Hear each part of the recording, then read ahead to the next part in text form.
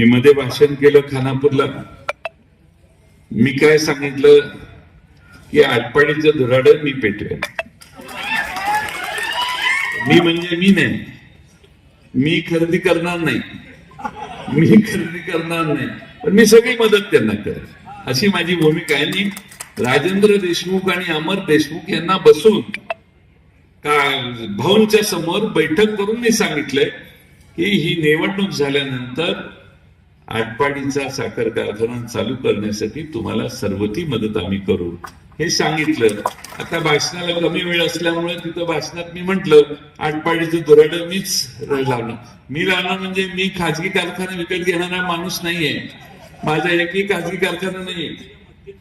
हा डीसीसी बँकेच्या ताब्यात तो आता आहे. डीसीसी बँकेच्या मदतीतून तो कारखाना आपण उभा करू आणि चालू करू, ही आपली भूमिका होती. मी म्हणजे कोण? मी म्हणजे माझी सहकारातली ताकद.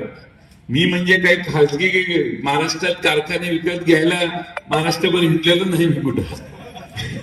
खाजगी एकही कारखाना चालवण्याची आमची भूमिका कधी नाहीये.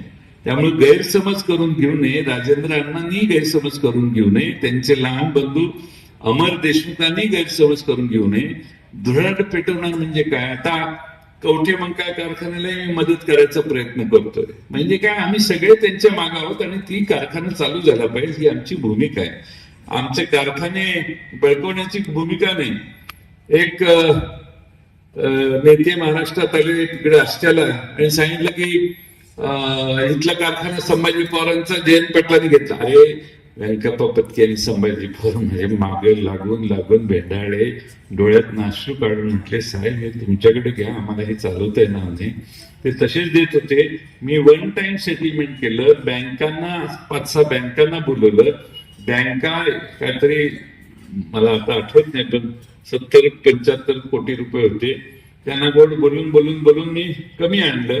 तेवढी रक्कम राजाराम बापू कारखाने एक रक्कमी भरली. त्यांना त्यांच्या त्रासातनं सोडवलं. करार काय होता? 5 वर्ष आम्ही चालू, शेवटच्या 2 वर्षात त्यांनी पैसे आमचे द्यावेत आणि कारखाना घ्यावा. आता ही प्रोसेस त्यांनी केली नाही. राजाराम बापू कारखाना हा काय माझा खाजगी कारखाना नाही, कराराप्रमाणेच काम करावं लागतं. आता जे नेते आले ते असतात त्याला बऱ्याच गोष्टी माहीत नाहीत आणि त्यांच्यासारखे मी काही खाजगी कारखाने कुठं खरेदी करत बसलेलो नाही.